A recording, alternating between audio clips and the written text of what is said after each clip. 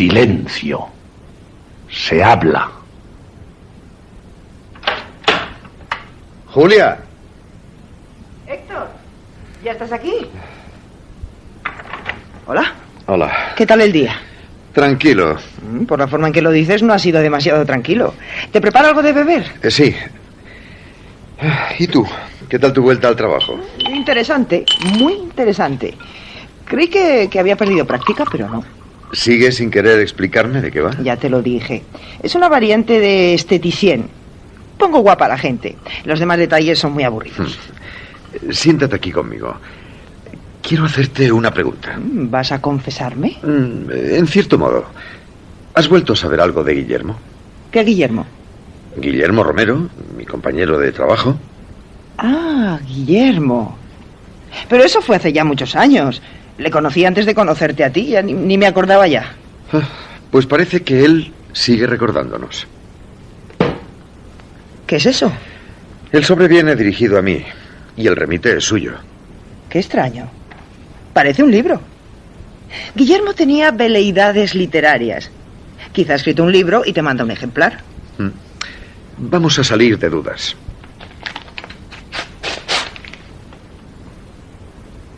Parece un diario. Es un diario. Sí, el diario de un fantasma. ¿Qué quieres decir? Héctor, cuando este diario llegue a tus manos, ya nada se podrá hacer por mí. Todo lo que relato en estas páginas, por muy fantástico que pueda parecer, no se aparta un ápice de la realidad. Te ruego, Héctor, en nombre de nuestra antigua amistad, que hagas lo posible por difundir su contenido. Si la lectura de estas páginas sirve para avisar a algún ingenuo viajero, mi espíritu se encuentre donde se encuentre, se dará por satisfecho. Qué extraño. De pronto he sentido como un escalofrío. ¿Estás seguro de que quieres leerlo? Te propongo guardarlo en un cajón y tirar la llave. No. Estoy decidido a leerlo. Pero ahora estoy cansado. Está bien. Si estás decidido, pues voy a hacerlo por ti. Escucha. La conocí una tarde de otoño, cuando la superficie comenzaba a hacer frío y allá abajo, en los túneles del metro, el aire era sofocante y viciado. Cuando el tren estaba a punto de partir, ella apareció en el andén y, contrariamente a la mayoría de los viajeros, continuó caminando pausadamente hacia las puertas que se cerraron antes de que yo pudiera entrar. No parecía atacada por ese prurito que nos fuerza a correr unos metros, aunque no tengamos ninguna prisa o no lleguemos con retraso a ninguna cita. Los escasos segundos que mediaron entre el cierre de las puertas y el arrancar del convoy fueron suficientes para que yo pudiera contemplar su rostro. En aquella primera ojeada, no encontré que la muchacha fuera bella, pero su cara y la disposición de sus facciones resultaban extrañamente atractivas. Apenas si tuve tiempo de ver cómo se dirigía a uno de los bancos antes de que el tren se sumergiera de nuevo en el túnel.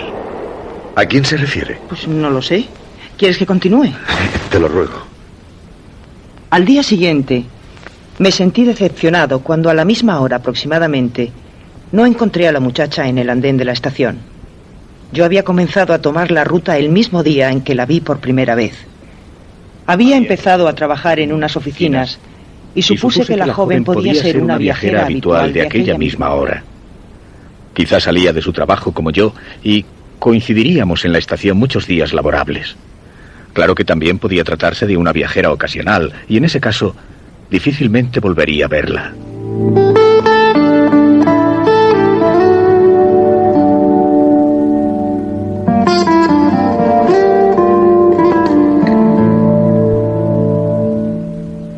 Durante el fin de semana me sentí intranquilo. Noté que una desazón no advertida hasta entonces se había apoderado de mí.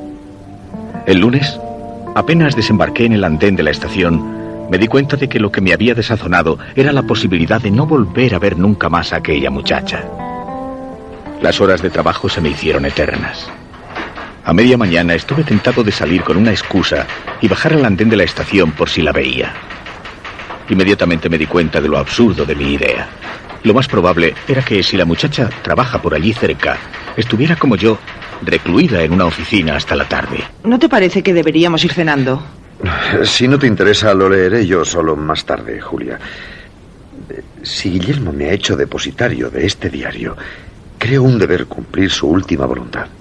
¿Por qué última? Recuerda las palabras del principio. Decía que ya nada se podía hacer por él. ¿Te preparo otra copa? Sí, gracias, sí.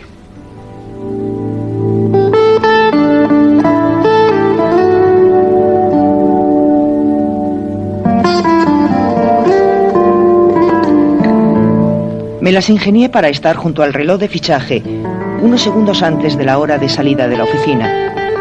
Cuando el segundero completó el último minuto, introduje mi ficha en la ranura y salí corriendo. Bajé de 2 en 2 las escaleras del metro y escudriñé el andén en busca de la muchacha que todavía no había llegado o ya se había ido.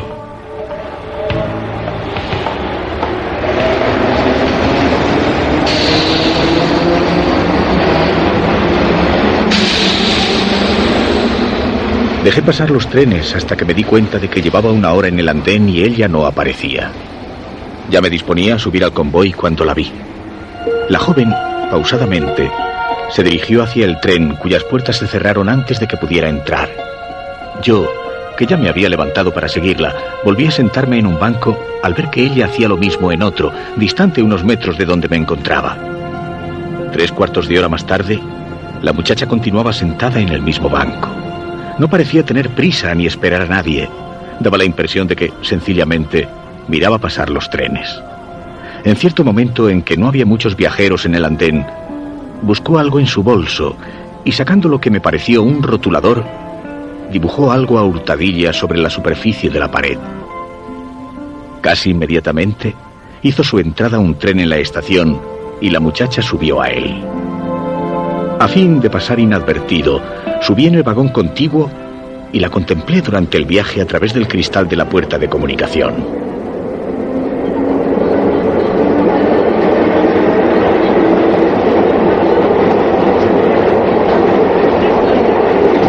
Al llegar a una estación de correspondencia, el convoy se llenó de viajeros.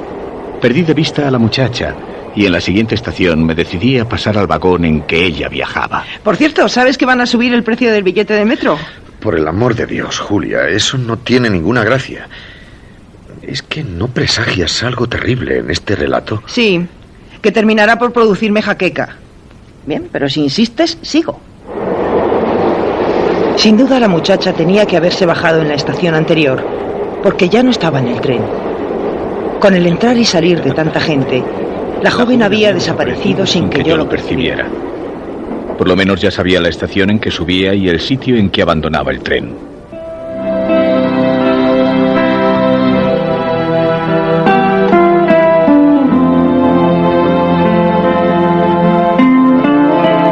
Pero ni el día siguiente ni los demás días de la semana volví a encontrarla.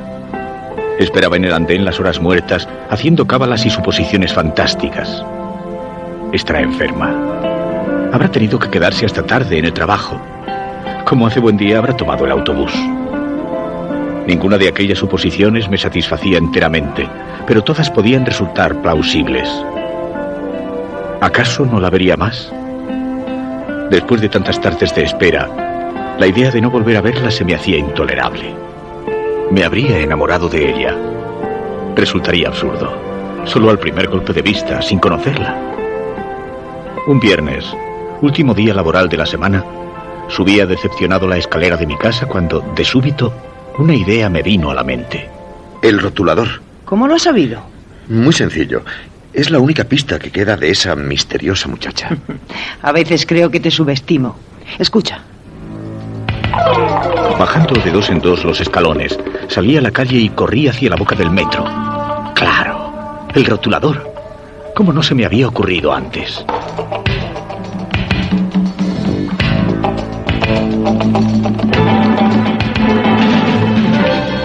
Los minutos que el tren invirtió en llegar a la estación me parecieron eternos. No sabía lo que iba a encontrar, quizá nada. Pero en aquella pared quedaba un vestigio. El único vestigio de la muchacha a la que no había vuelto a ver. Es en este banco. Seguro que fue aquí. Y a esta altura, ella estaba sentada y y se volvió así. Mi decepción fue grande cuando vi que en aquella pared y a la misma altura se entremezclaban decenas de pintadas y mensajes. Dibujos obscenos, anagramas, citas, números de teléfono, verdaderos o falsos, ofrecidos a la curiosidad de los viajeros. ¿Será esta firma? No, no creo. ¿Este número de teléfono? Probablemente no. ¿Este corazón? Seguro que no. La pintada había desaparecido misteriosamente. Tu escepticismo resulta un poco fuera de lugar, ¿no crees? Perdona, lo siento. Prosigo. De aquella forma, y sin otra base que mi intuición, fui descartando las pintadas hasta seleccionar la que me pareció la más indicada. Esta es. Tiene que ser esta. La pintada que yo había seleccionado era una simple flecha, dibujada horizontalmente con trazo firme y rotulador negro, que apuntaba hacia la derecha en la dirección de marcha de los trenes. Podía apuntar al comienzo del túnel, a la cabina del jefe de estación o al banco en que yo había estado sentado aquella tarde. ¿Más fruta? No, gracias. Solo café.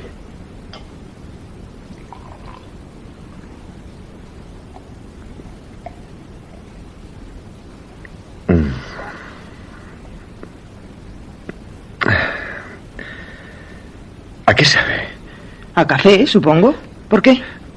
Me sabe mal la boca desde hace una temporada. Algo de estómago, me imagino. No quiero más azúcar. ¿Te importa seguir leyendo? Oh, por favor. Transcurrieron varios días y no volví a encontrar a la muchacha del metro. Permanecí en aquella estación durante horas, mirando el paso de los trenes y escrutando los rostros de los viajeros. Se dibujaron otras pintadas en la pared y la flecha aquella, que parecía haber atravesado mi corazón, quedó oculta bajo la maraña de trazos.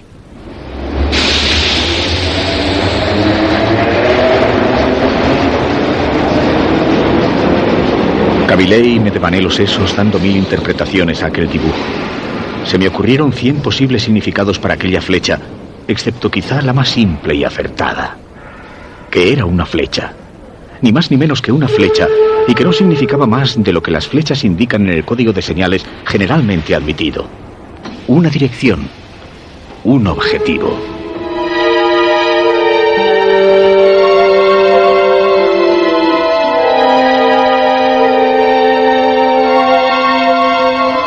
Un día, tras recorrer el trayecto que separaba la estación en que habitualmente lo tomaba hasta la siguiente, el convoy sufrió una avería y los viajeros nos vimos obligados a esperar en el andén la llegada del próximo tren. Yo, que había tomado la costumbre de leer todas las inscripciones y de descifrar todas las pintadas, sentí que el corazón me daba un vuelco. En una pared de aquella estación tan próxima a la mía, y en la que no me había detenido nunca, hallé una pequeña flecha negra recién pintada. La tinta está todavía fresca. Hasta se puede oler. Ella ha estado aquí hace un momento. Quizá todavía esté aquí. Recorrí el andén atestado de gente. Me fijé en los rostros de todas las mujeres, recibiendo ojeadas de desdén de muchas o miradas inquisitivas de sus acompañantes, pero no hallé a la que buscaba. Abandonando el andén, corrí por todos los pasillos y galerías, provocando sobresaltos en las personas que deambulaban por ellos. Regresé al andén. Volví a mirar por todas partes, pero fue inútil. Se está burlando de mí. Está jugando. El desasosiego me hacía desbarrar. Más tarde, en mi casa, consideraba que los intentos de burla y de juegos que había atribuido a la muchacha no podían sino ser frutos de mi propia imaginación. Ella no me conocía ni sabía nada de mí. Presiento que está a punto de entrar en contacto con la mujer misteriosa. Quizá. Sigue, por favor. Tanto empeño puse, y tan grande fue mi desazón, que el destino quiso darme una tercera oportunidad. Cuando viajaba en un convoy del metro un día festivo, vi a la muchacha sentada en uno de los bancos de una estación. Inmediatamente descendí del tren y me senté en otro banco, alejado unos metros del que ella ocupaba. El andén se vació rápidamente y debido a que era domingo y la estación poco concurrida, quedamos solos en ella la muchacha y yo. Yo la miraba a hurtadillas. Ella parecía contemplar con indiferencia los anuncios del andén de enfrente. Esta vez no se me escapa. Tengo que hablar con ella. Tras algunos momentos de vacilación, me levanté y fui acercándome al banco de la muchacha. Ella continuaba contemplando la pared de enfrente. En cierto momento, sacó el rotulador de su bolsillo y se dispuso a dibujar algo en la pared. Precisamente entonces, yo llegaba a la altura del banco. ¿Qué va a hacer, señorita? Nada. Sin poder evitarlo, me había delatado en cierto modo. Va a pintar una flecha, ¿verdad? Sí, iba a pintar una flecha. Ahora me preguntará cómo lo he sabido, me dije. Pero la muchacha no hizo ningún comentario.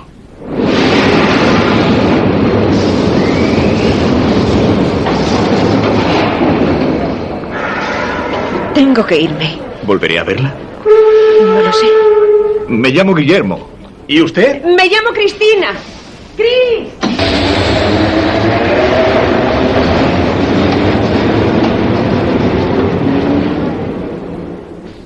Por fin sabemos el nombre de la bella desconocida. No sabemos más que eso. Y me temo que es todo lo que Guillermo supo de ella. Los maridos somos en el fondo unos ingenuos. Nos contentamos con muy poco. Si yo hubiera sido Guillermo, la hubiera seguido. Imagina que lo eres. Simulando que me alejaba, antes de que se cerraran las puertas, entré en el vagón contiguo. Desde allí, procurando no ser visto, observé a mi gusto a la muchacha que descendió 3 estaciones más adelante. Descendiendo a mi vez, permanecí oculto tras un grupo de personas. La muchacha, contrariamente a lo que yo había supuesto, no se sentó en un banco del andén, sino que se encaminó por los pasillos hacia la estación de la otra línea para efectuar el transbordo. Caminando siempre a cierta distancia, para protegerme de su mirada en un recodo del pasillo si la joven volvía la cabeza, la seguí por un dédalo de corredores y escaleras desiertos. La joven deambulaba sin prisa, como quien da un paseo. Una vez en la estación de correspondencia, se sentó en un banco y esperó la llegada del tren. Como yo había imaginado. Como seguro que tú has imaginado. Dalo por seguro. Como yo había imaginado, la muchacha sacó el pequeño rotulador y dibujó una flecha. Cuando la muchacha tomó el tren, di una carrera y entré en el último vagón. Asomándome a la puerta en cada estación, me aseguré de que la joven no se apeaba. En la última estación de la línea, mientras el resto de los viajeros se dirigía hacia la salida, ella pasó al andén contrario como si tuviera intención de deshacer el camino andado.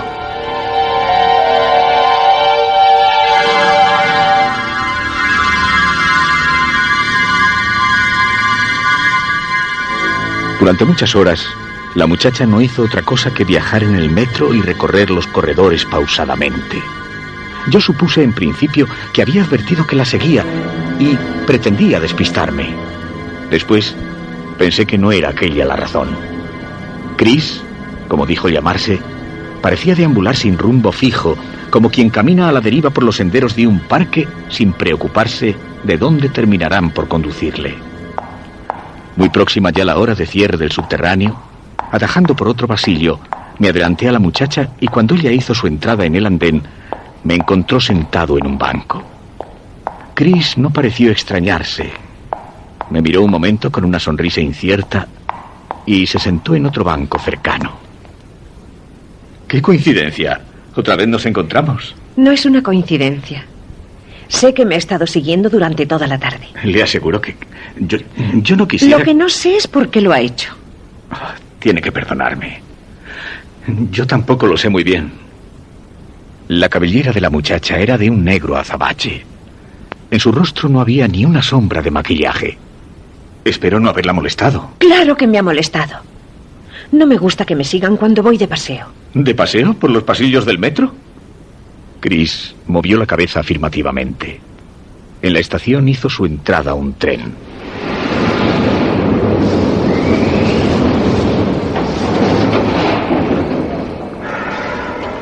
Debe ser el último. ¿Lo tomamos? No, prefiero caminar.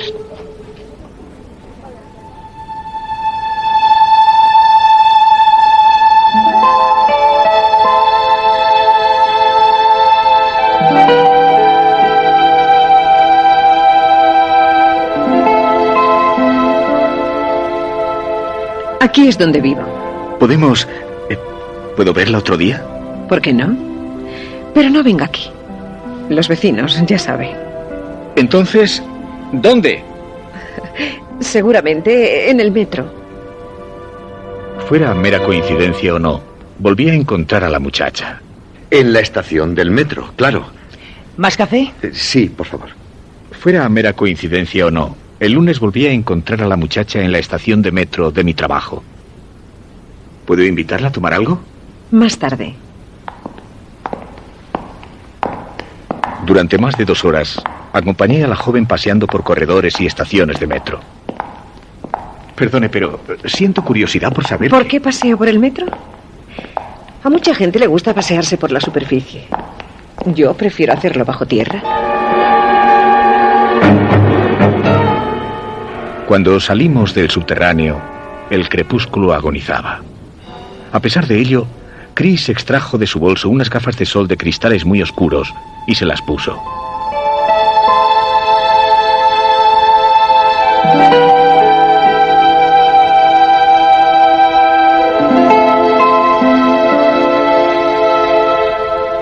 Nos vimos durante varios meses, paseando casi siempre por los corredores del metro o por la superficie cuando ya había oscurecido. Chris respondió a todas las preguntas que quise hacerle, excepto a una. ¿En qué trabajas? No te gustaría saberlo. ¿Y por qué no iba a gustarme? ¿Es algo ilegal o deshonroso? No te gustaría. ¿Acaso eres verdugo, enterrador, traficante? No. ¿Ladrona? ¿Estafadora? ¿Corruptora? No. La intimidad entre nosotros fue aumentando. Pero Chris nunca me quiso confesar cuál era el género de su trabajo. Y cuanto más se negaba ella a revelármelo, más crecía en mí el interés y la curiosidad. Llegué a seguirla en secreto, como al principio de conocerla, pero ella parecía intuirlo y cambiaba de tren y de línea en el metro hasta lograr despistarme. Ahora llegará el momento en que se casan. Si tiene sueño, lo dejamos. No, sigamos.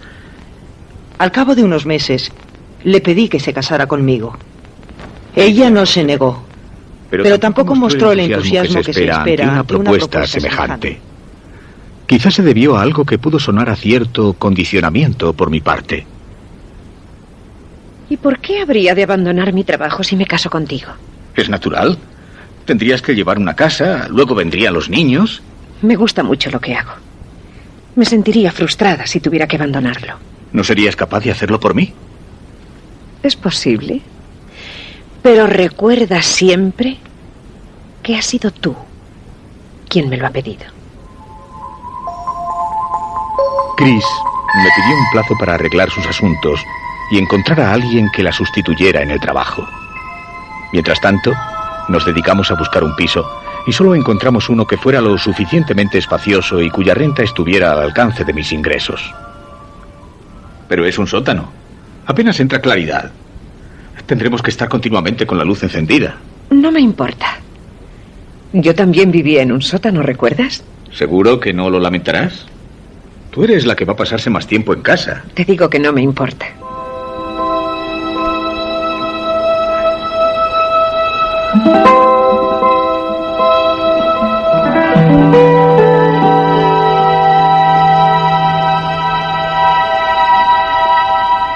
Durante los primeros meses de matrimonio, todo fue felicidad.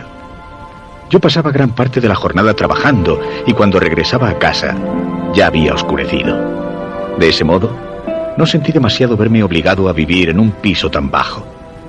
En cuanto a Chris, prefería salir siempre en horas nocturnas o cuando ya se había puesto el sol.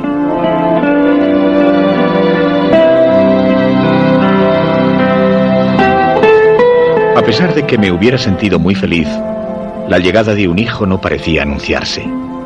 Yo escrutaba el rostro de Chris en busca de una palidez reveladora o de algún signo que denotara el tan ansiado embarazo.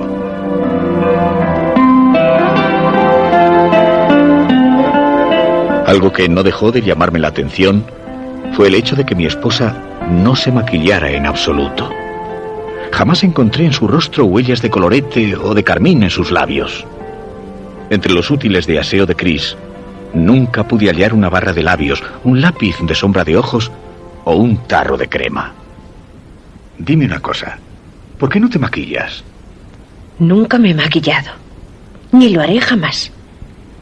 ¿Acaso te molesta? No me molesta. Es mera curiosidad. Mera curiosidad. Igual que cuando te empeñabas en saber en qué trabajaba. Bueno, no lo tomes así, mujer. No tiene ninguna importancia. En aquellas circunstancias, no me atreví a decirle a mi esposa que otra de mis curiosidades era saber por qué continuaba paseándose algunos días por los pasillos del metro. Fue una casualidad, pero un día en que pude abandonar el trabajo mucho antes de la hora habitual, al bajar del tren en la estación próxima a mi casa, vi a Chris que tomaba el mismo metro. Tuve tiempo de retroceder y subir en el último vagón. Cuando Chris descendió en una estación muy alejada, procuré seguirla disimuladamente.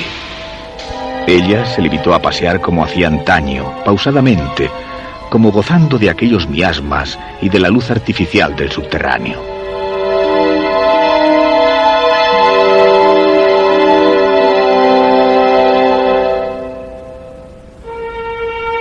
Al cabo de algunos meses, Chris se fue volviendo más huraña y comenzaron a molestarme alguna de sus manías. ¿Se puede saber por qué ese empeño en comerte la carne cruda?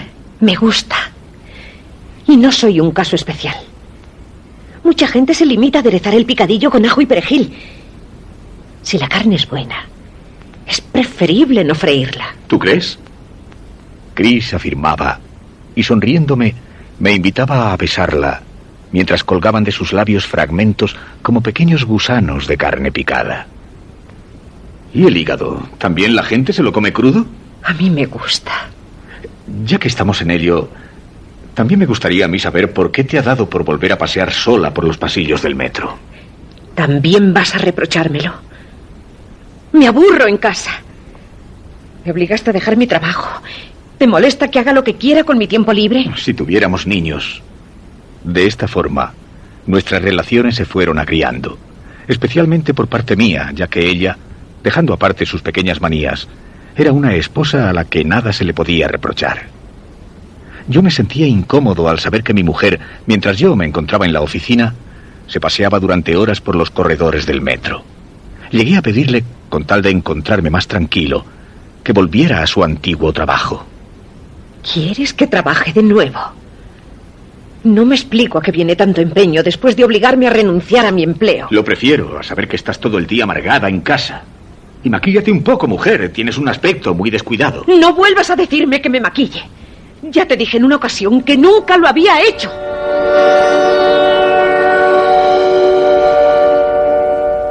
Yo encontré desmesurada la reacción de mi esposa y me prometí no citar nunca más la cuestión del maquillaje, que tanto parecía molestarla. Me gustaría que volvieras a trabajar, de veras. Pues se parece algo a mi caso. Yo no te lo he pedido, pero tú has vuelto a trabajar, aunque no nos hace ninguna falta. A mí sí. Me ahogaba en casa. ¿Y cómo es eso de esteticien? No he dicho nunca que fuera exactamente esteticien. Oye, ¿no te gustaría escuchar la continuación del diario de Guillermo? A cambio, prometo hacerte más café. No puedo negarme. Me gustaría que volvieras a trabajar, de veras. Está bien, pero necesitaré tiempo. Suponiendo que me hayan guardado la plaza, estaré desentrenada. ¿Desentrenada? ¿Qué clase de trabajo es ese? Me juraste que nunca me lo preguntarías más. ¡Me lo juraste! Está bien, sí, lo hice. Practica lo que quieras. No volveré a preguntártelo más.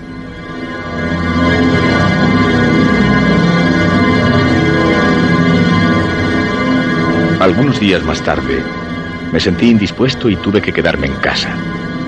A pesar de que no tenía fiebre ni síntoma alguno de enfermedad, era presa de repentinos ataques de sudor y de debilidad que me obligaban a permanecer sentado o en cama el mayor tiempo posible. Chris me cuidaba con esmero, aunque a veces se encerraba en un cuarto para practicar lo del trabajo, como decía ella. Yo, fiel a mi promesa, no le volví a preguntar en qué consistía aquel entrenamiento. Ni siquiera pude poner objeción cuando percibí que, tras la sesión de prácticas, mi esposa echaba la llave a la habitación y la guardaba a buen recaudo. ¿Cómo te encuentras? Mejor. pero todavía estoy un poco débil. Tómate este caldo. Te sentará bien. Y deberías tomarte la carne cruda. Tiene mucho más alimento. Tanto insistió Chris en el tema que un día me decidí a probarlo. Tomando con mano trémula el tenedor, me llevé a la boca unos fragmentos de picadillo. Ante mi sorpresa, encontré que tenía un sabor agradable. El aderezo de ajo y perejil le daba un sabor picante y muy sabroso. Hasta me atreví a probar el hígado crudo como hacía mi esposa, pero como experimentara arcadas, tuve que desistir. Toma, bebe. Lo has hecho bien cargado. Pero no sé... ¿Qué? Sabe raro. Pues será el agua. ¿Tú no quieres? Prefiero un té.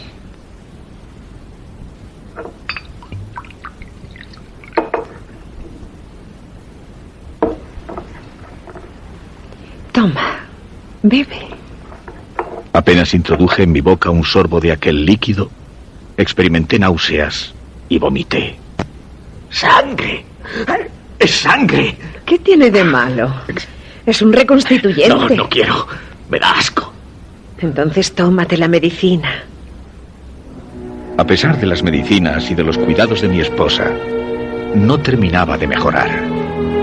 Permanecía la mayor parte del tiempo en cama, mientras ella se encerraba en la habitación para practicar, con vistas a su reincorporación al trabajo. Me has tomado odio, ¿verdad? No. ¿Por qué había de odiarte? Pero recuerda que has sido tú quien me ha pedido que me reincorpore a mi antiguo trabajo. Me odias. Lo advierto en la forma en que me miras. ¿Qué te he hecho? Si acaso, no haberme dejado en los pasillos del metro cuando me conociste. Pero no te odio. Yo soy así. Ya lo sabes. Un día, o mejor, una noche, porque Chris procuraba salir siempre tras la puesta del sol, llegó con unos paquetes y bolsas que traían la marca de una perfumería y con un objeto envuelto en una tela de saco. ¿Qué has comprado? Cosas que me hacen falta. ¿Qué cosas? Lo sabrás a su tiempo. Chris se encerró en la que llamaba su habitación de prácticas, y yo, que no había vuelto a sacar la conversación, experimenté un vivo deseo de saber a qué tipo de entrenamiento se refería mi esposa cuando hablaba de prácticas para regresar a su antiguo trabajo. Como pude, me levanté de la cama y, apoyándome en las paredes y en los muebles, tan grande era ya mi debilidad, fui aproximándome a la habitación en que mi mujer practicaba. Esperaba oír algo, un ruido delator de la clase de actividad a la que estuviera entregada. Cuando estuve junto a la puerta, permanecí en silencio, a pesar de que temía que los violentos latidos de mi corazón me delataran. Sudaba copiosamente a causa de la debilidad y advertí que estaba conteniendo la respiración. ¿Por qué tengo miedo? Era cierto. Sobrepasando a mi estado de debilidad, por encima de los temblores que sacudían mi cuerpo, experimentaba una sensación de pánico cuyo origen no podía adivinar. ¿Por qué estoy tan asustado? El silencio era absoluto. Ningún ruido delataba cuál podía ser la actividad a que Chris estuviera dedicada. Pero lo que sí pude percibir fue un olor. Un conjunto de olores, todos muy agradables, que emanaban de la habitación a través de la puerta cerrada. Parecía oler a rosas, a jazmín, a claveles. Era toda una sinfonía de aromas que, debido a mi estado de debilidad, llegó a marearme. Pero por debajo de aquellas fragancias, casi oculto por ellas, había otro olor, hediondo y nauseabundo, que parecía querer disimularse entre el conjunto de aromas. Dime una cosa, Julia. ¿Por qué has dejado de maquillarte desde que trabajas? Eso ahora no tiene ninguna importancia. ¿No deseas saber cómo termina la historia de Guillermo? No excesivamente. No, gracias, no quiero más café. En lugar de despejarme, me produce una especie de sopor. Es preciso terminar lo que se ha comenzado. ¿Cómo? Escucha, pronto llegará el final. Como pude, regresé a la cama y esperé a que Chris abandonara aquella habitación. Cuando lo hizo y llegó hasta mí, toda ella venía envuelta en la vaporosa nube de fragancias. Pero debajo, como una radiación de fondo, podía percibirse el olor de algo putrefacto.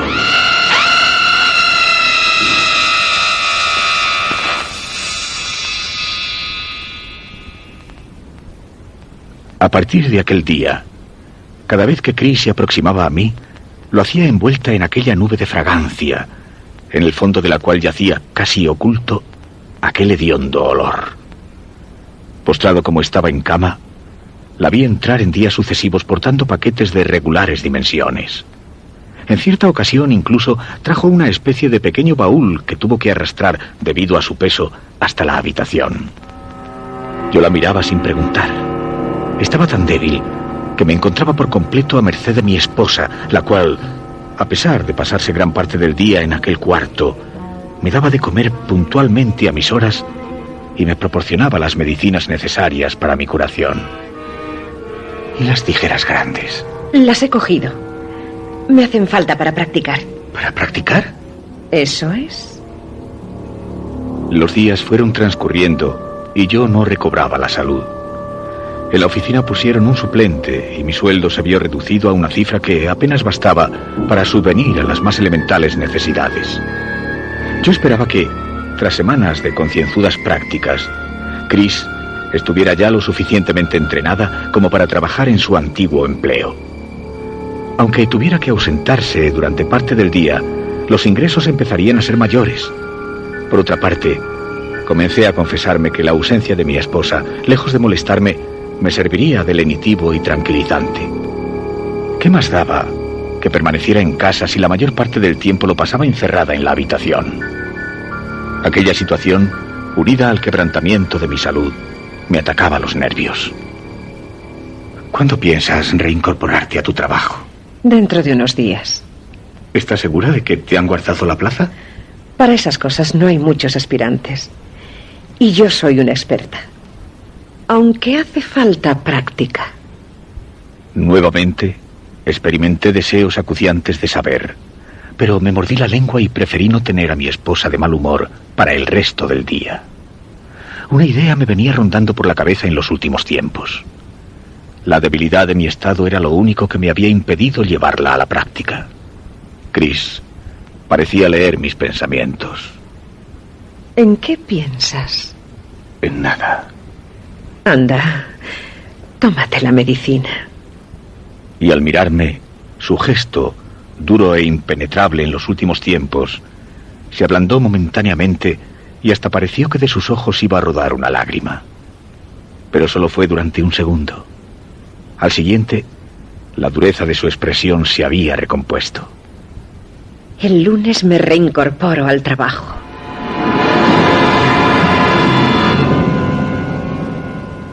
Yo, debilitado por la enfermedad, asentí en silencio. Mañana entraré en esa habitación y sabré por fin cuál es su clase de trabajo. Chris me miró torvamente, como si hubiera adivinado mis pensamientos. Durante el resto de la jornada se dirigió a mí de forma hiriente, como quien está deseando provocar una discusión para justificar lo que ya ha planeado de antemano. Yo, confuso en principio, respondía acremente a sus observaciones. Después intuí que aquello parecía formar parte de un plan conscientemente establecido y me mantuve en silencio. De todas aquellas frases, me impresionó especialmente una que no supe descifrar en su integridad. ¿Cuál era? Por favor, Guillermo, no me lo pongas más difícil. Me llamo Héctor, ¿recuerdas? Y no trato de ponerte nada difícil. Esa frase la dice la esposa de Guillermo. Por favor, Guillermo, no me lo pongas más difícil. Aquella misma noche, caí en un estado de postración y fui víctima de una debilidad extrema. Por vez primera, rehusé tomar la medicina cuando ella me la puso delante. ¿Por qué no tomas café de este en lugar de tomarte? No digas cosas absurdas, Héctor. ¿Por qué no tomas tú la medicina? Tómala tú primero. ¿Yo? Es absurdo. Yo no estoy enferma. Vamos. No actúes como un niño. Chris me llevó la mano con el vaso hasta la boca y yo, debilitado, no tuve fuerzas para oponerme. Lo apuré hasta las heces. Después, Chris dijo que necesitaba dar una vuelta y abandonó el piso. Todo lo que tenía que hacer era levantarme y caminar hasta la habitación en la que solía ir sin ninguna resistencia.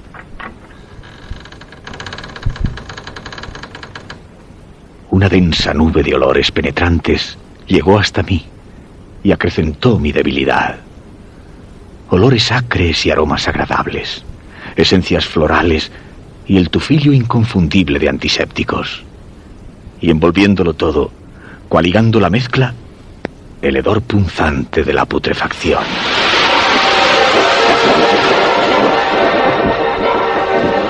Me mantuve un momento apoyado en el marco de la puerta. Después fui aproximándome al armario que parecía el punto desde el cual emanaba aquella nube de olores, y así el tirador. Un segundo antes de abrir, vi algo blanco y voluminoso con el rabillo del ojo. Sobre la larga mesa yacía una forma longitudinal inequívoca. La sábana formaba pliegues reveladores de la anatomía. Marcaba los pies, el pecho, la cabeza. Un cuerpo humano. Negándome a la evidencia, me dije que era mi estado de debilidad lo que me hacía percibir formas erróneas. Nadie había entrado en la casa, a excepción de mi esposa y yo mismo. Mi esposa, que en los últimos días había acarreado una serie de paquetes de regulares proporciones.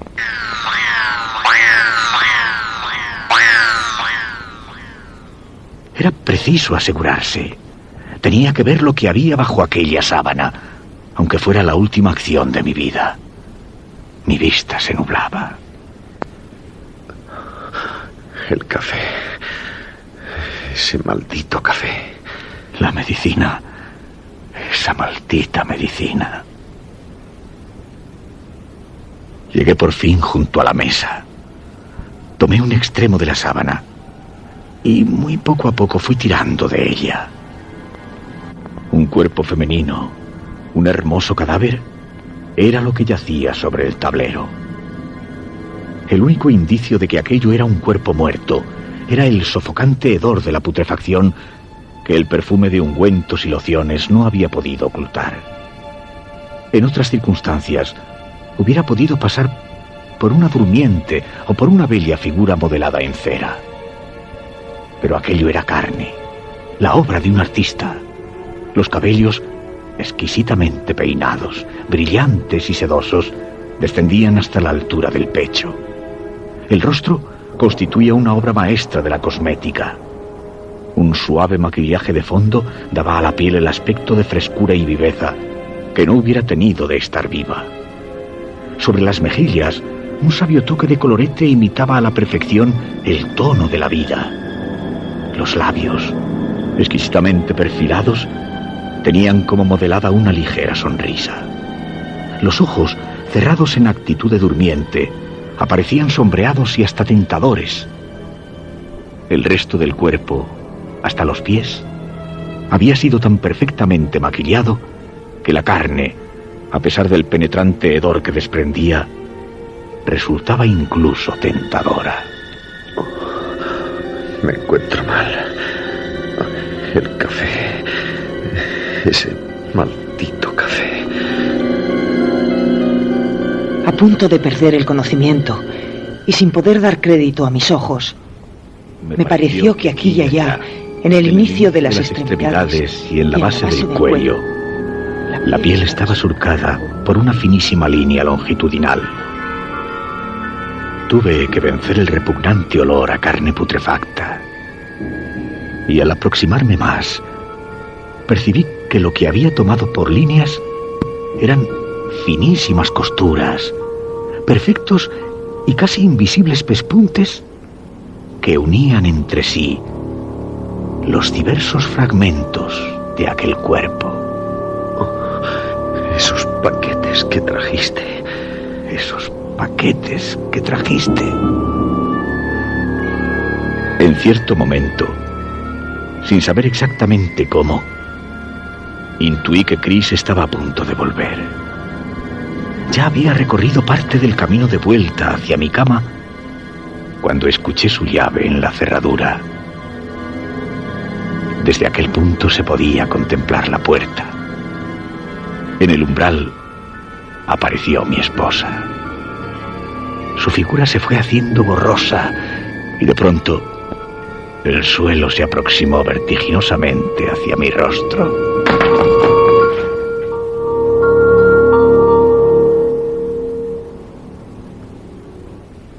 Cuando recobré el conocimiento, me encontraba en la cama, tendido cuán largo era. Lo primero que vi fue el bote de la medicina sobre la mesilla. Es veneno. Me has estado envenenando. Es veneno. Quise gritar. Me has estado envenenando. Pero ni una sola palabra salió de mis labios.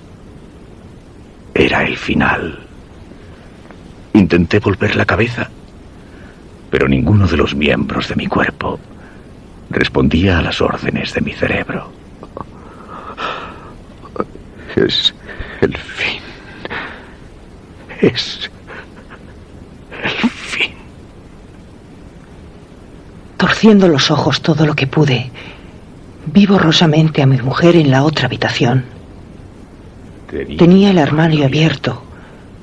Un momento después, caminó hasta mí y depositó sobre la cama lo que había sacado del mueble.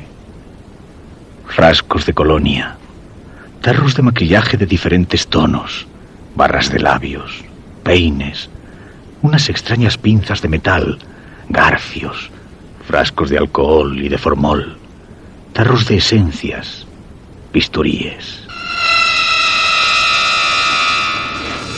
Chris se irguió ante mí y, extrayendo de una bolsa una impoluta bata blanca, se la puso sobre el vestido. Después me habló con tono amable. Ahora ya conoces mi oficio. Sabes que para regresar me hacía falta mucha práctica, pero la he recuperado enseguida. Soy una experta en estos menesteres y voy a realizar en ti mi obra maestra, lo que en nuestro catálogo se denomina un embalsamamiento de lujo. Y quiero que seas testigo de ello. Por eso, hasta el final, no te extraeré las vísceras. Diciendo estas palabras, me despojó de las sábanas y mientras permanecía paralizado por el terror y por el efecto de aquella extraña medicina disimulada en el café, comenzó a extender sobre mi cuerpo un bello maquillaje de fondo. Guillermo, como tú ahora, Héctor, a pesar del terror que obnubilaba su cerebro, supo que al día siguiente ella volvería a recorrer los pasillos del metro y que a la vista de algún otro ingenuo dibujaría disimuladamente una pequeña flecha en la pared.